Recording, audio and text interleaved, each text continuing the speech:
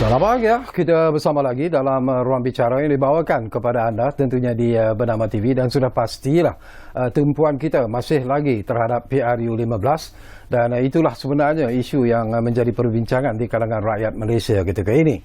Dan kita ada dua tetamu yang cukup hebat sebenarnya untuk berkongsi pandangan dan juga pendapat berkaitan dengan isu yang kita pilih hari ini di ruang bicara, iaitu PRU15, agenda rakyat versus agenda politik. Bagi saya ini merupakan isu yang cukup penting dan menarik sebenarnya. Tapi apapun, izinkan saya memperkenalkan dulu tetamu-tetamu yang sudah pun berada bersama saya di studio ruang bicara ini. Di sebelah kiri saya ini, yang paling dekat dengan saya, kita ingin mengucapkan jutaan terima kasih dan juga selamat datang kepada Yang Berhormat Senator Datuk Dr. Azhar Ahmad, yang merupakan Ketua UMNO bahagian Beruas Perak. Jadi Datuk, apa khabar? Baik, Alhamdulillah. All the way daripada Perak, ya, atau memang saya dari Taiping tadi. Saya terus ke Ipoh dan terus ke Bernama TV. Alhamdulillah. Terima kasih banyak-banyak, Dok. Dan kita juga ada seorang lagi tetamu. Kita juga ingin mengucapkan jutaan terima kasih dan selamat datang buat pertama kalinya kepada tetamu kita, iaitu Datuk Muhammad Rosli Ramli, yang merupakan timbalan Presiden Berjasa Malaysia. Jadi, Tok, apa khabar? Alhamdulillah. Datuk pun pertama kali ya. Ya. Nervous tak, Tok? Biasa. bukan pertama kali berada di hadapan kamera, kerana saya pernah di RTM, pernah di TV Hijrah dan juga di TV Pertivi. Jadi sudah biasa lah. Sudah biasa dengan TV. Okey. Dan kepada anda yang sedang bersama kami ketika ini, seperti biasalah, kami juga sebenarnya memberi ruang dan juga peluang kepada anda untuk berkongsi pandangan dan juga pendapat berkaitan dengan topik yang kita pilih hari ini. Jadi jangan lupa, dua talian kami sediakan kepada anda di 03-2697-9767 dan juga 03-2697-9768. Baik, ini bagi saya sesuatu yang menarik sebenarnya, Datuk Dr. Azhar, ya. Kalau kita lihat berlatar belakangkan kepada senario politik semasa, senario ekonomi semasa, dan juga senario keadaan cuaca yang tidak menentu. Jangkaan Datuk lah, bagaimana Datuk melihat PRU ke-15 ini yang dikatakan satu pilihan umum yang mungkin akan menghadapi pelbagai cabaran sebenarnya, Datuk? Ya, pertamanya itulah saya ucapkan terima kasih banyak kepada Bernama TV kerana jemput saya datang sembang-sembang malam ini. Ya, mau tak mau kita kena hadapi pilihan raya kita pada 19 hari bulan.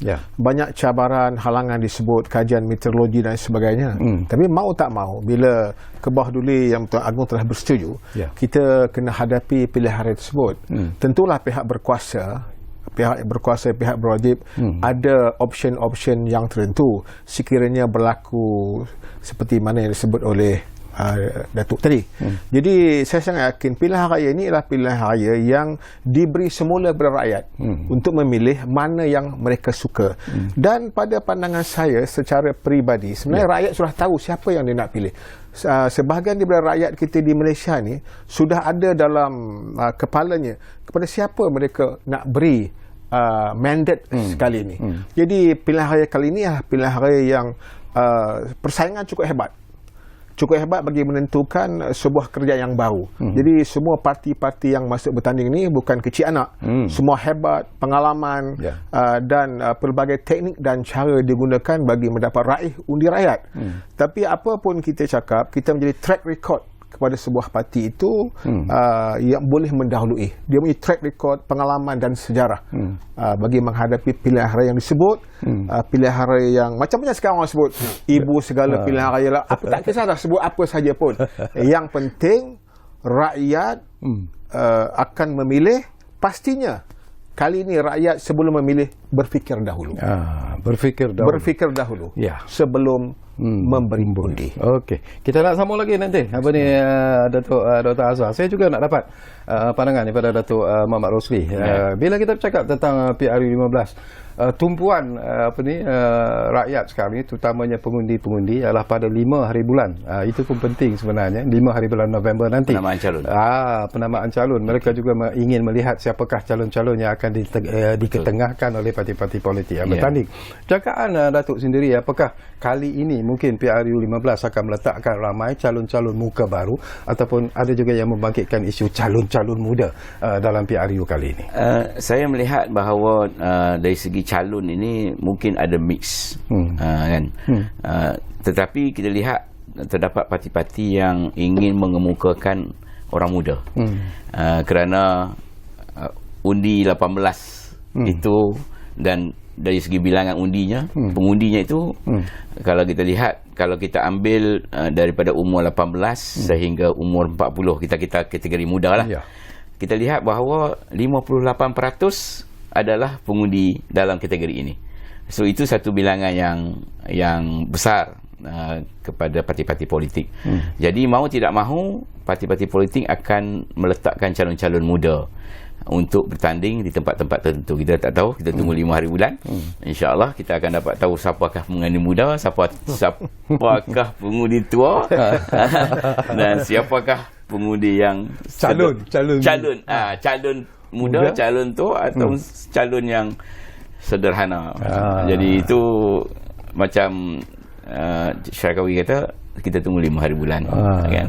Bila kita cakap tentang penambahan calon, ini pun sesuatu yang menarik lah. Saya juga nak lontarkan persoalan ini kepada Yang Berhormat Senator Datuk Dr. Azwar Ahmad. Difahamkan bahawa Datuk juga sebenarnya diwar-warkan ataupun ditawarkan untuk bertanding kerusi Parlimen, tetapi dikatakan bahawa Datuk menolak, mungkin atas alasan untuk memberi peluang kepada calon muka-muka lain ataupun muka-muka baru sebenarnya untuk berada ataupun bertanding dalam PRU yang ke-15 ini. Tetapi ada pandangan yang mengatakan, apakah tindakan yang Datuk lakukan ini kerana pertama, Datuk mungkin merasakan bahawa Datuk tidak sesuai untuk diletakkan ataupun memang untuk memberi peluang kepada muka-muka baru, dan yang keduanya ada mengatakan bahawa Datuk ni mungkin takut untuk menghadapi PRU ke-15 ini. Mana satu sebenarnya tu? Okey. Kalau takut di lambung ombak, jangan berumah tepi pantai. Kan, jadi saya ni ketua bahagian UMNO Junior 2018. Pada 2019 tu ramai di kalangan kita meninggalkan parti, barangkali berhijrah ataupun tujuan destinasi yang baru lah. 2018 sampai hari ini saya menjaga parti ini dengan baik dan pulih kembali, rakyat kembali menyokong. Dan Cik Syarkawi tahu, saya ni ketua bahagian juga. Ada dalam kawasan saya Parlimen Beruas. Parlimen Beruas ni mengandungi tiga DUN. DUN Pantermes, DUN Astaka dan DUN Pekalang Baru. Parlimen Beruas itu adalah diwakili oleh DAP, Yang Berhormat Ngekoham, seorang gegasi daripada DAP lah. Jadi hanya ada satu saja kerusi daripada DUN itu UMNO, itu di DUN kawasan Pekalang Baru. Tidak sekali takut. Kalau takut, kita jangan buat rumah tepi pantai, kan? Jadi tidak takut, berani, semua serbi okey. Saya mengambil keputusan itu setelah memikir. Kita ni jangan tamak. Yang pertama, politik kita jangan tamak. Politik kita mesti politik kasih sayang. Ini saya, dan politik kita mesti harmonis. Jadi oleh kerana kerajaan telah melantik saya sebagai ahli Parlimen Dewan Negara, Senator. Jadi untuk apa lagi saya berlumba-lumba untuk dicalonkan untuk DUN kawasan Pekalang Baru? Jadi dengan rela hati, dengan suci ikhlas hati. Saya menarik diri ini bukan kata dalam minggu ni, 6 bulan dulu. 6 bulan dulu saya dah bagi tahu jawatan kuasa bahagian, saya rasa saya lebih baik bermain bola di peringkat nasional. Peringkat nasional. Jadi biar kita, saya kata Beruas ini untung. Kenapa saya kata untung, Tuan? Kalau kita ada satu pipe, hanya satu pipe itu untuk rakyat. Tapi kalau ada dua pipe, satu pipe itu daripada Kuala Lumpur, satu pipe itu daripada Ipoh, siapa yang untung? Rakyat kita untung. Jadi oleh kerana itu, biar saya menolak tawaran ini, saya kekalkan dengan senator, dan satu orang lagi boleh, kalau menang, insya-Allah akan jadi adun, dan ada peruntukan bajet tentu kepada rakyat di kawasan saya. Jadi ada dua benda. Satu daripada Kuala Lumpur, satu daripada state. Siapa yang untung? Rakyat yang untung. Politik kita adalah politik untuk rakyat. Bukan politik berlumba-lumba untuk diri kita sendiri. Kalau atas kepentingan diri sendiri, memang hak itu hak ketua bahagian. Last kali pun pembesar-pembesar kita tanya nak bagi kat siapa. Jadi saya menolak itu atas pertimbangan-pertimbangan sharing is caring. Jadi cukup lah. Patut padan lah. Kita ambil yang ni, kita jangan ambil. Jangan kita semua tak. Jadi masalah ini terbebannya kepada pemimpin. Kita pemimpin kita biar kita relax. Jangan berebut. Jangan kita bebankan, kita lobby dan sebagainya. Tak baik. Itu pendapat saya sebagai Ketua UMNO bahagian berat. Itu saya amalkan. Jadi tak timbul soal takut, tak timbul. Ini semua tak timbul atas kerelaan hati saya dan prinsip saya. Menarik. Biarlah satu. Kalau kita lihat kepada isu ini, ada juga sebenarnya mereka yang tidak dicalonkan daripada pelbagai parti kadang-kadang merasa merajuk, menarik diri daripada parti dan sebagainya. Tuan, jadi kita ni orang Islam. Pertama kita kena percaya. Ada 3 prinsip kita kena percaya. Mati kita, soal rezeki kita, soal jodoh maut kita. Bukankah Allah dah tulis? Sejauh mana kita berusaha pun, lobby sana, lobby sini, pergi kacau pemimpin, kalau bukan takdirnya kita, bukan. Tetapi kalau untuk kita, kebetulan kita usaha, kita kebetulan itu ada kekosongan, manjada wajada, insyaAllah kita dapat. So, saya nasihat diri saya lah, yang hina ini, saya tidak akan bersusah payah. Kerana Nabi kalau ada satu hadis tak ajak kita pergi minta ni menggila-gila. Kalau dapat daripada kamu, tidak ada keberkatan kepada kita. Biar jawatan itu diberi, baru kita jalan senang, aman dan damai. Rakyat bahagia. Kita doakan rakyat, rakyat dan doa untuk kita, baru dapat kita yang terbaik. Lobby-lobby ni satu benda yang tidak baik lah. Cukuplah. Cukuplah lobby-melobby ni. Senangkanlah pemimpin kita untuk membuat keputusan. Okey, saya juga nak berkongsi pandangan bersama dengan Dato' Muhammad Rusli. Ini pun menarik tu ya. Kalau kita lihat kedudukan berjasa sekarang ini bersama dengan gerakan Tanah Air ataupun GTA di bawah kepimpinan Tun Mahathir sendiri, dan kita tahulah pengaruh Tun Mahathir. Tetapi bagaimana dengan kedudukan berjasa sebenarnya dalam GTA ini sendiri? Apakah akan ada calon-calon dari berjasa yang akan diketengahkan dalam PRU nanti? Ya, kita tahu berjasa ni parti yang lama ditubuhkan, asal daripada Kelantan. Itu pun ada dia punya perkiraan politik pada ketika itu. Jadi bila kita mengambil alih, kita tahu bahawa berjasa ni begitu lama berdiam diri. Betul. Tapi kita melihat bahawa kita nak daftar parti politik yang baru, kita rasa terlalu banyak dah. Jadi kita mengambil alih dan kita rebranding parti berjasa ini supaya menjadi parti yang lebih ke depan. Dan ramai anak muda yang menyertai parti ini, dan ramai juga dari segi cendekiawan. Dan kita tubuhkan majlis cendekiawan yang melibatkan anggota-anggota ataupun bekas-bekas pegawai tinggi kerajaan, ahli korporat, profesional, di mana mereka memberi pandangan dan sebagainya. Jadi kita punya struktur itu begitu rupa, so kita menarik lebih ramai orang untuk berada dalam parti berjasa. So untuk PRU 15 ini, insyaAllah kita akan bertanding bersama Gerakan Tanah Air. Kerana Gerakan Tanah Air ini dia bukan satu semata-mata parti politik. Gerakan Tanah Air ini melibatkan 4 parti politik utama. Pejuang, Berjasa, Putra dan juga Iman. Jadi itu 4 parti tonggak. Tetapi kita juga melibatkan individu-individu, profesional, NGO yang bersama-sama dengan kita, dan di dalam majlis tinggi kita itu mereka ini diwakili. Ada agamawan, ada macam Datuk Dr. Irhab, seniman, ada profesional, ada doktor dan sebagainya. Itu mewakili individu-individu dan juga NGO yang bersama dengan GTA. Kerana kita nak supaya suara mereka ini didengar. Mereka duduk sama rata dengan kita. Kalau dulu kita lihat parti-parti politik ini, dia cuma parti politik saja. Maknanya hanya di kalangan ahli-ahli politik semata-mata yang duduk dalam tu yang nak kerusi. Tetapi kita GTA kita mengubah itu kerana dalam membangunkan negara ini kita berpandangan bahawa semua pihak berhak menyuarakan pandangan mereka. Jadi dengan penlibatan mereka dalam GTA ini, maka suara mereka akan didengar.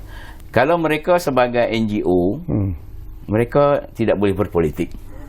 Tapi mereka datang bersama dengan kita, tetapi bukan sebagai wakil NGO, kerana nanti NGO itu akan dibatalkan dia punya pendaftaran, tapi mereka datang atas kapasiti individu, tapi orang tahu bahawa mereka mewakili NGO yang berkenaan. Jadi itu konsep kita supaya mereka ini juga boleh terlibat dalam pembangunan negara, memberi pandangan.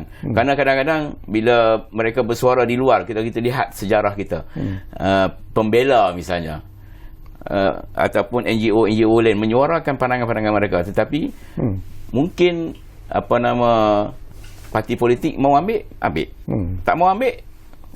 Tapi dengan GTA ni kita meletakkan mereka dalam majlis tertinggi, di mana di situ kita buat polisi, yang mana yang kita bincang, dan kalau memberi faedah kepada pembangunan negara, kepada kemajuan negara, maka idea-idea mereka akan diambil kira dalam pembangunan negara. Dan insya-Allah berjasa akan menghantar wakil kita untuk bertanding. Tunggu 2 hari bulan akan diumumkan oleh pengurusi GTA Tun Dr. Mahathir Mohamad. Menarik. Baik, kita bercakap tentang agenda rakyat versus agenda politik Datuk Dr. Azhar. Ini bagi saya merupakan sesuatu yang cukup penting sebenarnya, dan bermula selepas malah sekarang pun kempen-kempen sudah pun dimainkan dengan begitu meluas sekali oleh parti-parti politik yang akan bertanding. Tetapi saya percaya selepas 5 hari bulan November nanti, selepas selesai saja penamaan calon, proses kempen pilihan raya itu akan diperhangatkan lagi oleh semua parti politik yang bertanding pada kali ini. Tapi pandangan Datuk Dr. Azhar sendiri, bila kita cakap tentang agenda rakyat versus agenda politik, ada yang mengatakan bahawa apa yang berlaku sekarang ini adalah parti politik yang menguasai kerajaan lebih memainkan ataupun menumpukan perhatian kepada agenda politik itu sendiri untuk memperkuatkan kedudukan parti politik mereka. Kadang-kadang rakyat itu dilihat sebagai menjadi mangsa kepada parti-parti politik ini. Jadi mungkin pandangan Datuk dalam isu Saudara Syakirin, dia agenda rakyat dan agenda rakyat dan agenda politik ini dia saling relevan, saling perlu memerlukan. Agenda rakyat ini dia bukan kita bicaranya soal sekarang saja. Agenda rakyat dia menuntut kemerdekaan, selepas kemerdekaan, mengisi kemerdekaan, itu semua agenda rakyat. Mana mungkin hanya pilihan raya kita berbicara soal agenda rakyat. Agenda rakyat ini adalah proses berterusan, proses dinamik untuk membangunkan rakyat daripada A ke B, B ke C, D ke E. Macam kita juga daripada analog ke digital. Ini semua proses pembangunan rakyat, agenda rakyat mengikut segmen-segmen dia. Jadi kepentingan agenda rakyat dalam keluarga besar Malaysia ini yang terdiri daripada pelbagai kaum. Negara kita ini negara yang sangat cantik, murni, aman, damai. Kita ada semua multiracial country. Kita ada pelbagai penganut agama, ras, rupa dan sebagainya. Jadi agenda, kalau kita bicara soal agenda rakyat ini, dia proses berterusan. Dia tak boleh hanya musim pilihan raya. Bila mula musim pilihan raya, kita dah mula cerita ke rakyat itu agenda untuk mendapat undi, mendapatkan kuasa. Agenda rakyat ini adalah agenda yang tulus ikhlasnya. Mana-mana kerajaan, mana-mana pemimpin mesti tulus ikhlas. Agenda untuk bangun rakyat ini adalah proses berterusan sampai bila-bila. Hari ini negara kita seperti ini. Hari ini kita pakai basikal, esok kita pakai basikal lain. Satu hari kita pakai yang lebih hebat. Mana proses itu berterusan. Tetapi untuk mendapatkan kehebatan agenda pembangunan rakyat, political will kita kena ada. Kalau tanpa political will, tidak ada kuasa politik, bagaimana kita nak bangunkan sebuah negara kalau kita terumbang-ambing? Mana political will kita mesti strong, kita mesti dominan, kita mesti kuat, kita mesti hebat. Baru kita boleh membangunkan agenda negara bangsa. Kalau tidak, tanpa agenda politik ini terkhusus kepada parti lah. Parti kita ada ideologi dia, Berjasa ada ideologi dia, UMNO ada ideologi dia, PKR ada ideologi dia. Semua parti politik ni dia ada dia punya ideologi dan natijah dia, hakikat dia, hatta dia kena ada. Kalau tidak ada ideologi ni, dia nak berjuang atas sifat apa? Macam UMNO, kita berjuang atas sifat, dia ada sifat-sifat perjuangan itu, ada sifat-sifat ideologi itu. Jadi pembangunan rakyat, pembangunan negara mengait dengan agenda politik. Tetapi janganlah agenda politik itu atas kepentingan individu. Kepentingan politik adalah atas wadah, atas organisasi yang mana kita anuti. Macam anuti saya ialah politik UMNO. Macam Datuk Lee, dia anuti dia adalah berjasa dan GTA. Masing-masing kita ada ideologi dan perjuangan kita. Tujuan yang sama ialah untuk membangunkan agenda negara bangsa.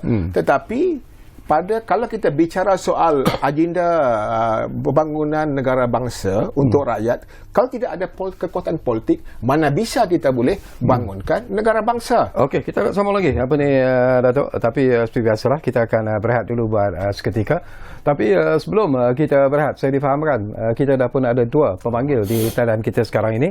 Yang pertama, kita ambil dulu Baha dari Kuala Lumpur, sudah pun ada di talian kami sekarang ini. Assalamualaikum, Baha. Waalaikumsalam, Sarkawi.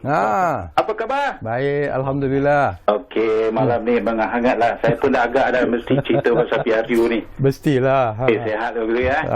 Okey, Assalamualaikum kepada 2 ahli panel Sarkawi yang hebat malam ni. Jadi, Alhamdulillah lah, terima kasihlah pada Ruang Bicara kerana bagi saya peluang malam ni, Sarkawi ya. Ya, silakan. Saya nak tanya dengan ada beberapa perkara ni kan, kepada ahli panel ni kan. Pada PRU 15 ni, rasa-rasanya pengundi-pengundi pilih pilih bakal YB ni ikut calon ataupun parti. Itu saya bagi persoalan di situ lah. Okey. Yang keduanya saya lihat selepas saja parlimen dibubarkan, saya tengok kebanyakan bakal-bakal YB ni kan, dia lebih berpolitik daripada kebajikan rakyat. Saya bagi contoh lah sekarang ni, macam hari ni lah kan, bila Menteri Kesihatan umumkan yang COVID ni kemungkinan dalam 1-2 minggu ni akan naik. Tapi saya tengok rakyat macam biasa aje. Tak ada ambil kisah, dan juga bakal-bakal YB ni pun tak ada nak cerita pasal tu kan. Jadi saya nak minta komen lah daripada 2 ahli panel ni. Adakah ni agenda rakyat ke ataupun agenda tu? Sarkawi ya. Okey, yang ketiga ni, kenapa BN tak umumkan lagi calon-calon ni akhir sekarang ni? Adakah ini dinamakan agenda politik ataupun macam mana? Sebab banyak pengundi-pengundi ahli-ahli tertanya-tanya ni sampai sekarang ni. Pihak lain dah umum, kenapa BN tak umum ni? Nombor 4 ni sekali sikit, Datuk KB kata tadi, dia tak kisah kalau tak dicalonkan. Tapi yang masalahnya sekarang ni, ramai KB ikut pada tradisi ni dah buat kerja pada awal ni. Jadi tengok tak dicalonkan. Jadi macam mana tu? Takkan nanti nak berlaku seperti yang sebelum-sebelum ni kan, yang ada nak tutup kedai lah, tutup apa semua kan. Jadi saya minta lah komen dengan ikhlas sama Sarkawi ya. Okey, terima kasih Sarkawi. Take care Sarkawi. Ya, terima kasih. Waalaikumsalam. Terima kasih banyak-banyak Baha dari Kuala Lumpur. Menarik juga persoalan-persoalan yang anda bangkitkan. Okey, kita ambil satu lagi panggilan. Ini dari Kelantan, Ramza ada di talian kita sekarang ini. Assalamualaikum, Ramza. Assalamualaikum. Ya, waalaikumsalam. Saya ingin mendapat penjelasan ahli panel lagi Parti UMNO dan Berjasa. Memandangkan kita akan menghadapi raya ibu segala raya, apakah pendapat kedua ahli panel UMNO dan Berjasa untuk mencetuskan satu pemufakatan seperti PAS dengan UMNO itu, perwakatan MN, perwakatan nasional, itu satu pakatan gabungan antara parti PAS dan parti Berjasa dan UMNO untuk menguatkan kekuatan Islam Melayu. Apa pendapat tolong jawab? Boleh faham? Ya. Okey, faham. Terima kasih. Ramza dari Kelantan. Menarik juga persoalan itu sebenarnya. Tapi tak apalah, kita rehat dulu buat seketika. Anda jangan ke mana-mana. Kembali semula sebentar saja lagi. Sama kami di Ruang Bicara, tentunya Bernama TV. Kita jumpa lagi selepas ini.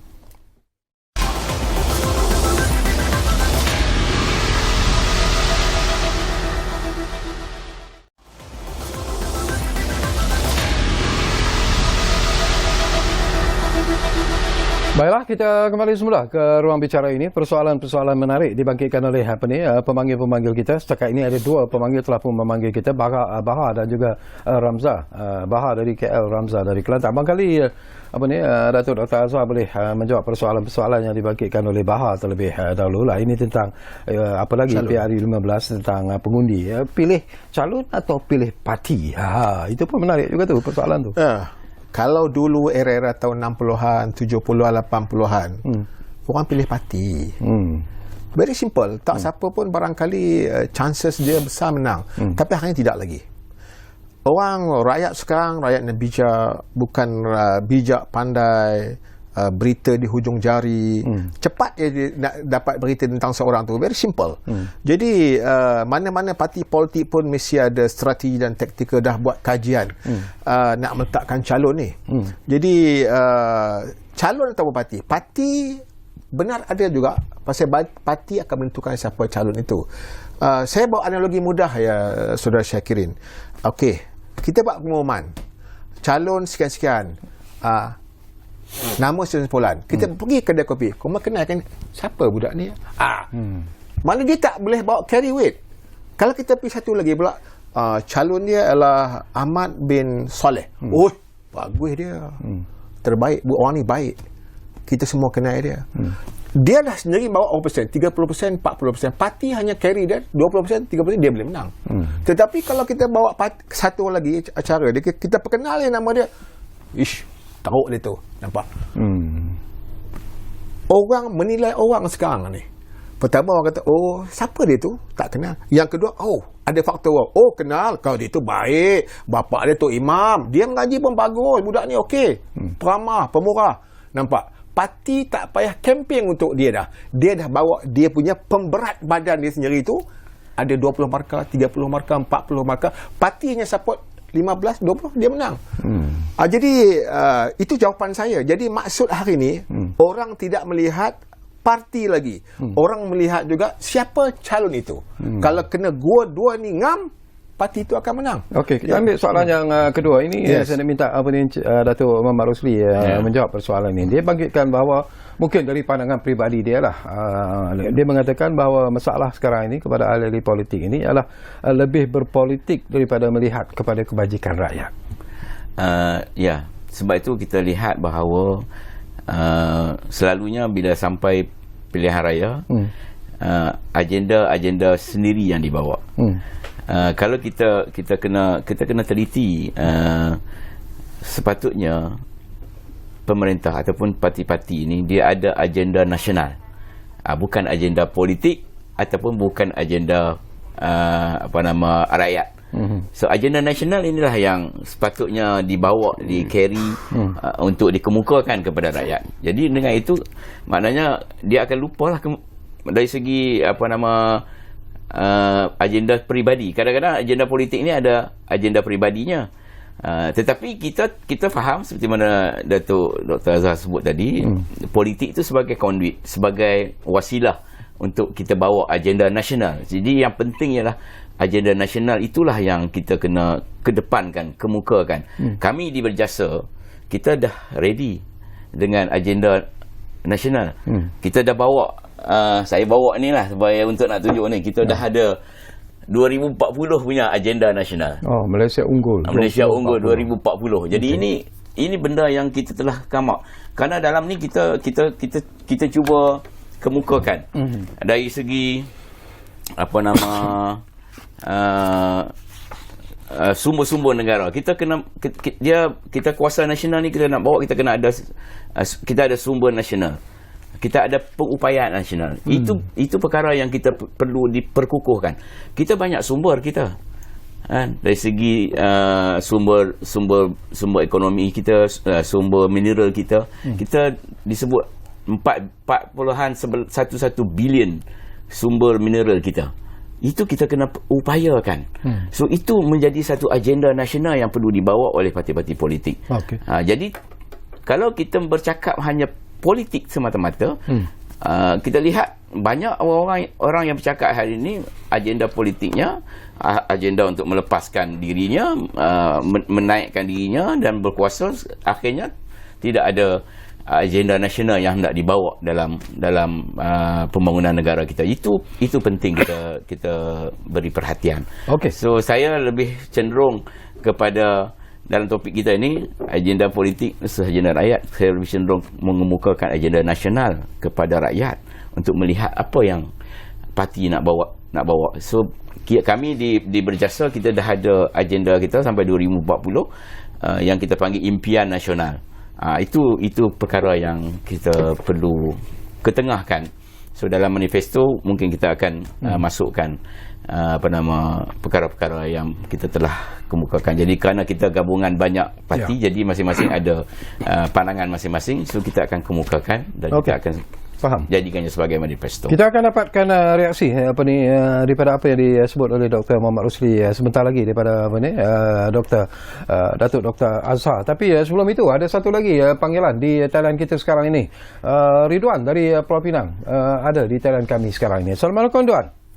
Ya, betul. Ya. Ya, tuan-tuan sekali dan ahli panel. Ini saya nak tanya sikit sebab kita dengar kan. Ada pengumuman daripada kita tengok parti PA dia akan berhijrah daripada Port Dickson ke Perak. Bagaimana lo? Sebab tengok dia berjalan mengatakan ni. Okey, yang kedua, adakah setuju calon tu dia telah bertanding lebih pada 5 penggal, dia akan bertanding lagi. Adakah setuju Pak Ali Lepena setuju tak? Yang ketiga, kita adakah kita pilih calon yang berintegriti dan berkelayakan untuk menjadi calon dalam pilihan raya ni. Minta dipena ulah jalan. Terima kasih wasalam. Baik, terima kasih banyak-banyak Ridwan dari Pulau Pinang. Banyak persoalan kena jawab ni Datuk. InsyaAllah. Jadi Datuk kena ringkas sekali jawapan Datuk supaya boleh menjawab banyak lagi persoalan yang nak dibangkitkan. Okey, silakan Datuk Dr. Azhar. Nak sentuh yang mana dulu? Tentang soalan yang dibangkitkan oleh Bahar tentang BN, kenapa tak umumkan BN ni parti besar. BN bukan parti yang picisan. Parti kita ni parti perjuangan. Parti dilahirkan daripada perut ibu yang suci. UMNO bukan gitu-gitu saja. Benar, yang salah-salah lah, yang betul-betul. Tetapi ini perjuangan. Kan dalam organisasi pun, dalam mana-mana penguat kuasa pun ada juga orang yang salah, tangkap dia. Begitu juga dengan UMNO. Tak boleh melihat UMNO tu sudutnya makro, semua ni tak betul dah. Dalam kita ada ahli 3 juta, 4 juta, tentulah ada kesalahan-kesalahan yang berlaku pada ahlinya. Itu nombor satu. Tapi parti ini parti perjuangan. Impian kita, harapan kita, kebanyakan kita dah lakukan. Cuma kita umur dah 67 tahun, 68 tahun. Kadang-kadang kita dah lama. Memanglah benda lama ni kadang orang tak suka. Tetapi benda-benda lama inilah yang telah membawa kejayaan-kejayaan kepada negara, negara bangsa. Kita tidak kalau saudara Syakirin imbas kembali ke belakang umpamanya, bajet yang telah ditablkan di parlimen umpamanya, paling baik bajet kita. Tapi yang baik kita kena kata baik, yang tak baik tak baiklah. Jangan semua. Jadi kalau kita di Malaysia ni pembangkang, yang baik pun dia kata tak baik, apatah lagi yang tak baik. Kita tak ada positif macam negara-negara barat, di Australia, di England, di US. Kita hari ni kita punya ceramah kutukan bukan melibat kepada dasar dan polisi. Kita banyak attack kadang-kadang peribadi. Okey, umpamanya sebelum PRU ke-14, sikit punya baik ke bajet yang diumumkan oleh Perdana Menteri ketika itu? Akhirnya barisannya kalah. Kerana rakyat tidak melihat kepada impiannya seperti mana berjaya buat tadi. Kadang-kadang dia tak lihat benda tu. Dia tidak melihat kepada paper, apa yang bakal insya-Allah kita bangunkan negara bangsa dan begitu-begitu. Apa yang pada masa itu rakyat percaya? Asumsi dan persepsi. Asumsi dan persepsi inilah mainkan peranan dan akhirnya rakyat terpersona. Tetapi bagi pihak BN juga kita gagal menguruskan persepsi. Kita gagal menguruskan manage kita punya isu. Kegagalan. Walaupun kerajaan pada ketika itu dasar baik, bantuan baik, kebajikan baik, apa tidak baik pada masa itu, berindah sebagainya nak bagi peranan, tapi rakyat menolak. Rakyat menolak ada beberapa perkara sebab rakyat menolak. It's okay lah. Tetapi rakyat juga memberi pilihan kepada orang lain untuk memerintah Malaysia. Kita bagi peluang. Dan mereka juga telah membentangkan beberapa siri kertas mereka, manifesto mereka untuk mereka laksanakan. Itu namanya deal, tawaran baru. Dan rakyat percaya. Kalau saya pada ketika itu anak 5, yang PT-PT insya-Allah kita hapuskan semua, mana mungkin saya tolak. Tawaran ini sangat menarik. Jadi tawaran-tawaran yang hebat ini tak semestinya akan menjadi kenyataan. Kerana berbalik kepada yang disebut tadi. Yang sebut tadi itu ialah political will. Kalau tidak ada kekuatan politik, mana mungkin mereka boleh tunaikan manifesto yang tersedia oleh mereka. Akhirnya paper itu hanya khayalan. Paper itu satu penipuan dan paper itu bukan kitab yang suci. Saya nak bangkitkan satu persoalan juga bersama dengan Datuk daripada ekoran daripada apa yang ditanya oleh Bahar tadi lah. Mungkinkah akan berlaku juga ketua-ketua bahagian? Saya tahu Datuk menolak dengan ikhlas sebenarnya, jadi tak timbul masalah. Tapi mungkin ada juga, akan ada tak ketua-ketua bahagian yang mungkin tidak akan diletakkan sebagai calon? Pertama, saya juga kena sebelah pihak ketua bahagian. Kerana kena ingat, Saudara Syekirin, selepas BN kalah 2018, yang bersusah payah membina semula kekuatan, membangunkan semula balik UMNO ialah ketua-ketua UMNO bahagian ketiga itu. Bersusah payah. Pada masa itu bajet tak ada, apa pun tak ada, bangunan kena bayar, kadang-kadang ada lagi kes macam-macam yang dibawa, tetapi kita teruskan perjuangan ini. Tetapi bagi mereka, sebahagian daripada mereka pada masa ini mereka mengatakan mereka lah layak untuk jadi calon. Itu kekecewaan itu. Ada sebilanan ketua bahagian yang seperti itu. Jadi seperti saya, sekarang mungkin saya ada nasib baik sikit. Saya telah diberi senator, tapi saya tolak ini adun. Tapi yang setengah lain tak dapat apa, mungkin mereka terasa hati.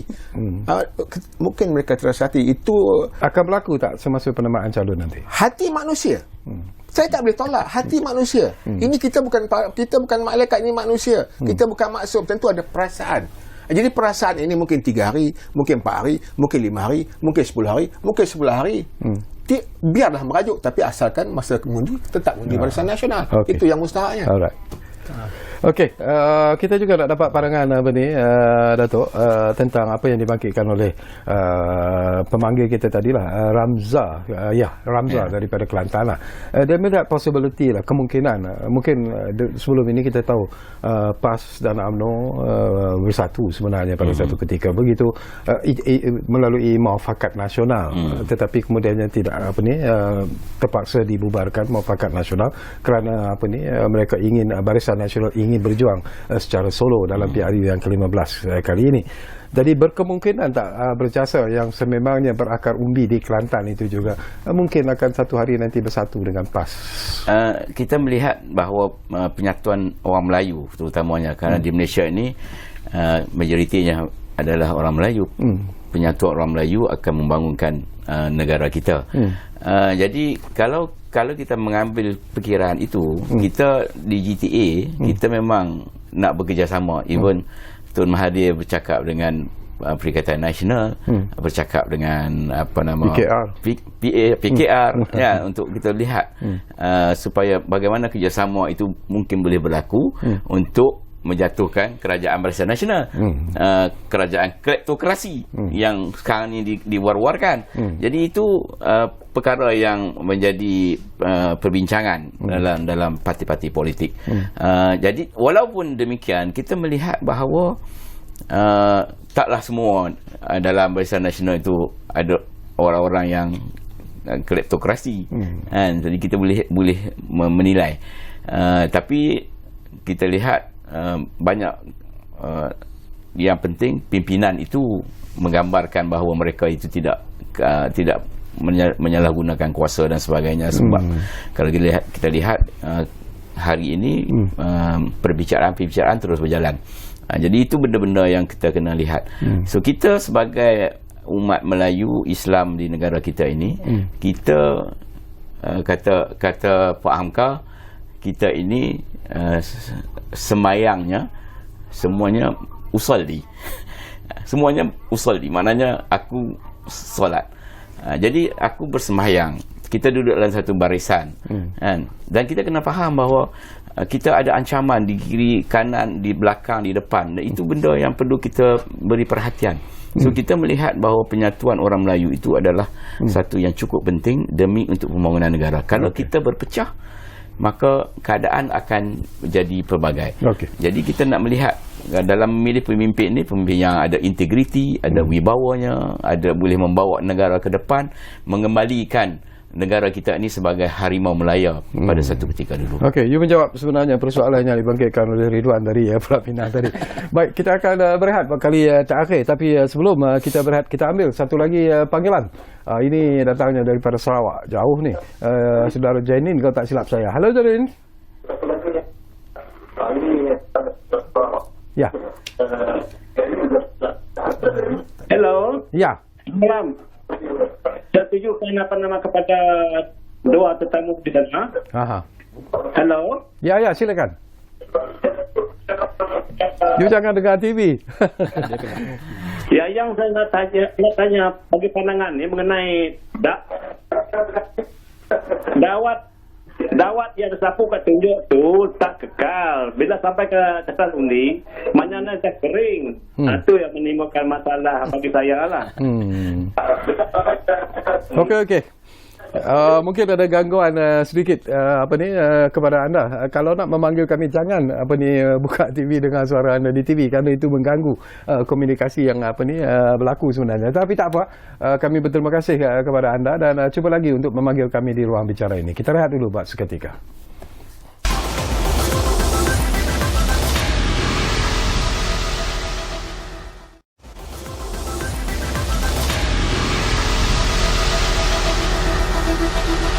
Baik, terima kasih kalau anda masih lagi menumpukan perhatian bersama kami di ruang bicara ini. Jadi kita masih lagi bercakap tentang PRU 15, agenda rakyat versus agenda politik. Kita hampir-hampir di penghujung, tak ada banyak masa lagi yang tinggal sebenarnya, Datuk Dr. Azwar. Tetapi ada juga pandangan yang mengatakan bahawa ini ramalan sebenarnya. Kita bercakap tentang apa yang telah pun dilakukan oleh Barisan Nasional. Itu sesuatu yang tak boleh kita nafikan, dan melalui apa yang Datuk juga sebut, iaitu tentang bajet yang telah pun dibentangkan sebelum parlimen dibubarkan oleh Yang Berhormat Perdana Menteri. Apakah Datuk merasakan bahawa bajet itu juga akan memberikan seolah-olah satu weight ataupun satu sokongan yang kuat sebenarnya untuk meletakkan BN sebagai satu parti yang mungkin akan berjaya lagi dalam PRU yang ke-15? Sudah pasti ianya bajet yang menggembirakan rakyat. Kalau kita nak bandingkan sebelum ini, contoh RM30 dengan RM150, mana lebih banyak? RM150 lebih banyak. Jadi saya nak ambil yang very simple. Datuk Seri Perdana Menteri kita telah umumkan semua anak-anak kita B40, T20 semua tak kira grup, semua mendapat RM150 setiap anak sekolah. Di sekolah anak-anak kita semua dapat, tak kira siapa pun, RM150.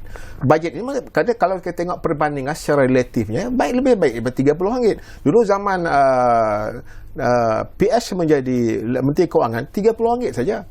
Jadi bajet ini pada petani, nelayan, kepada isteri-isteri yang bersalin, kepada negara, kepada semua, sangat saya study bajet ini yang ditabelkan di parlimen sebanyak, kalau tak salah saya lah, bajet yang terbesar dalam sejarah negara, 327 bilion. Tetapi bajet ini tak boleh diberi kepada rakyat sekarang. Betul. Umpamanya peneroka peminjam kita di FECRA, Kabinet bersetuju untuk melangsaikan, wavekan hutang mereka 230 juta.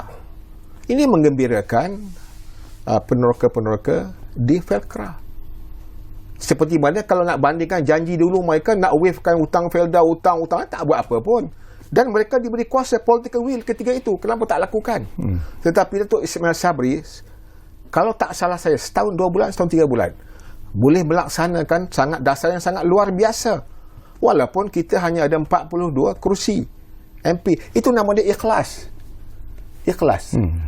Mana mungkin seorang Perdana Menteri boleh mengembalikan semula kepada Sabah dan Sarawak masa Datuk Seri Ismail Sabri menjadi Perdana Menteri. MA 63 dipulangkan semula, menyebut Sabah bukan negeri Sabah.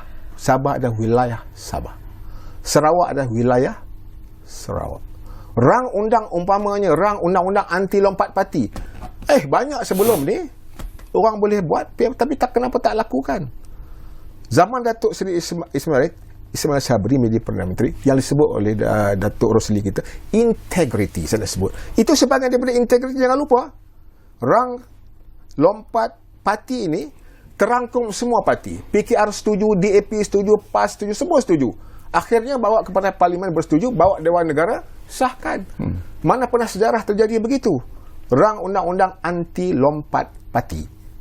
Dan lagi satu tak sempat kita ialah dana politik. Itu tak sempat. Maksudnya, Perdana Menteri daripada Barisan Nasional UMNO ini menuju naratif dan optiknya ke arah sebuah negara yang berintegriti. Okey. Saya ambil 3 itu contoh. Tapi kalau kita nak kenang-kenang semua ni susahlah. Payahlah. Kita kalau kita nak menjadi Malaysia yang baru, yang dinamik, pemimpin yang hebat dinamik, saya daripada kecil lagi. Saya daripada kecil dah 6 dah Tun Mahathir dah. Sampai sekarang umur 59 Tun Mahathir lagi. Kan jadi come on lah. Jadi kita harus kita menghormati, tetapi seperti kata orang tua-tua, cukup padam-padamlah. Okey. Saya juga nak dapat pandangan ikhlas daripada Datuk Muhammad Rusli tu bila menyertai gerakan Tanah Air ataupun GTA ini. Kalau kita lihat kepada sejarah yang berlaku sebelum ini, ketika Pilihan Raya Negeri Johor dan juga Melaka misalnya, GTA mengalami satu kekalahan yang cukup teruk. Artinya belum lagi mendapat sambutan daripada pengundi-pengundi. Jadi apa yang perlu dilakukan sekarang ini, Datuk, terutamanya dalam menghadapi PRU yang 15 yang lebih jauh mencabar jika kita bandingkan dengan Pilihan Raya Negeri di Johor dan juga di Melaka. Waktu PRN Johor, GTA belum ditubuhkan. GTA ini baru ditubuhkan recently.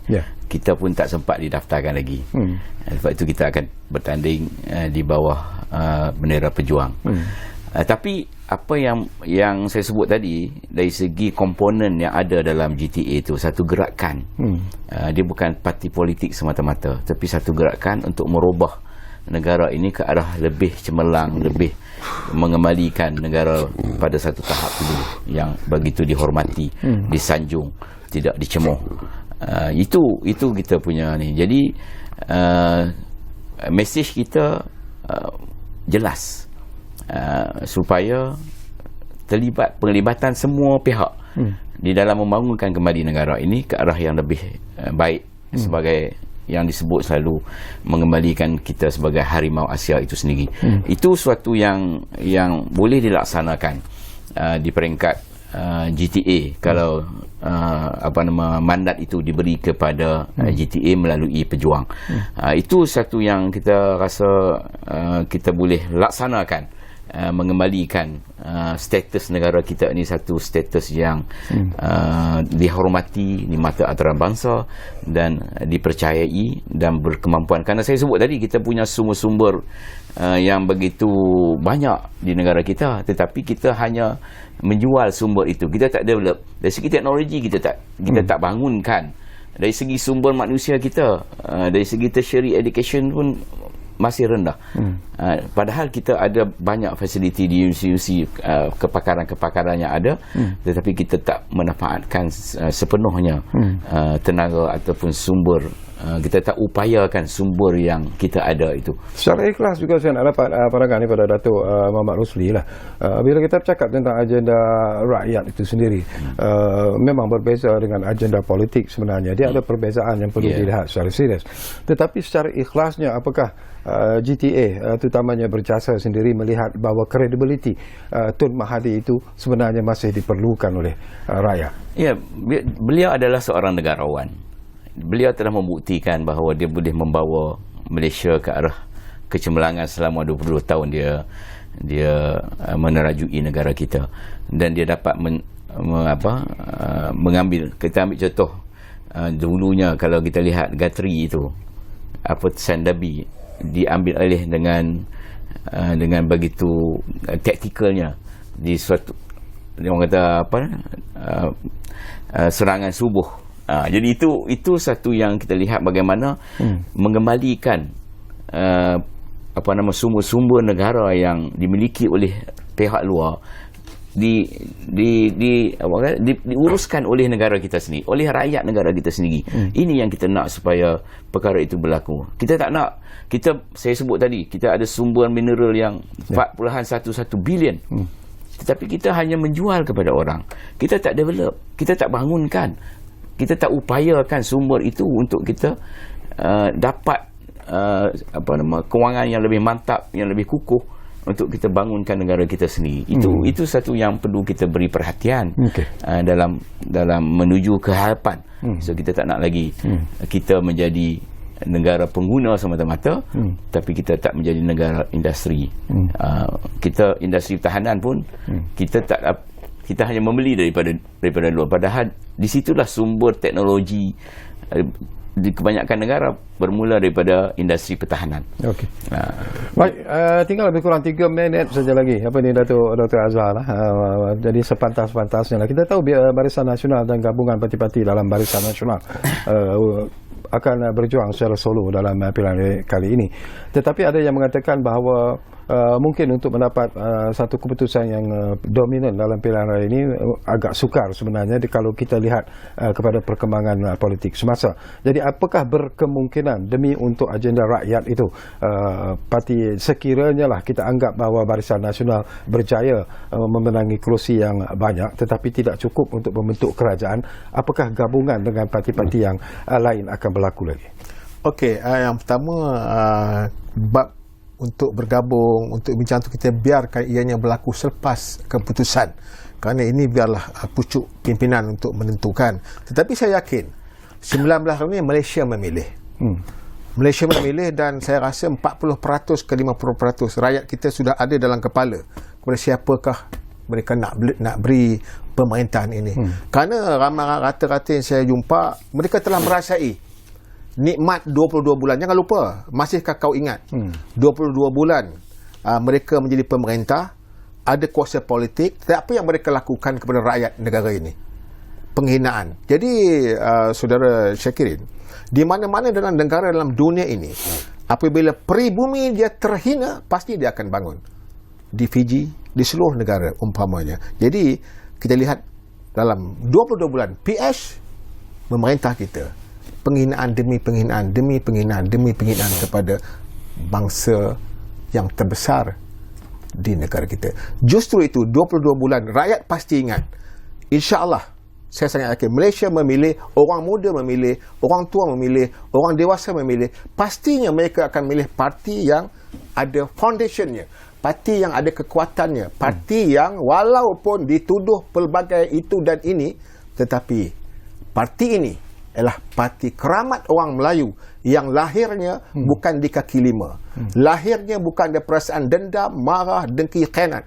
Lahirnya daripada perjuangan yang suci. Saya yakin BN UMNO akan menangi pilihan hari ini walaupun tak 2/3. InsyaAllah BN akan terus memerintah. Tapi kalau tak boleh pada malam tu, mungkin ada strategi-strategi yang lain untuk bersama dengan kawan-kawan yang lain. Mudah-mudahan Malaysia memilih yang berkat. Okey. Baik, terima kasih banyak-banyak sebenarnya kepada Senator Datuk Dr. Azhar. Terima kasih kepada Datuk Muhammad Rosli kerana sudi bersama kita. Tapi saya tak puas sebenarnya kerana masa yang begitu suntuk sebenarnya untuk kita bercakap tentang isu yang begini besar dan juga penting saya kira. Tapi jangan lupa ini bukan kali pertama dan terakhir sebenarnya. Saya ingin lagi duduk bersama dengan Senator Datuk Dr. Azhar dan juga Datuk Rosli untuk bercakap tentang PRU yang ke-15 ini kerana kita boleh menjangkakan sesuatu yang lebih hebat, sesuatu yang lebih menarik sudah pastinya akan berkembang kalau kita ikuti perkembangan PRU 15 ini dari masa ke semasa. Apapun kita tunggu pada November, 5 hari bulan November nanti penamaan calon dan mungkin by that time kita akan tahu siapakah calon-calon yang akan diketengahkan oleh Barisan Nasional dan juga parti-parti lain yang akan bertanding dalam PRU 15. Itu juga akan menjadi perbincangan kita. Terima kasih kepada anda yang menumpukan perhatian bersama kami di Ruang Bicara ini dan seperti yang selalu kami janjikan kepada anda, Ruang Bicara akan terus berbicara bersama anda dari masa ke semasa. Kita jumpa lagi. Terima kasih.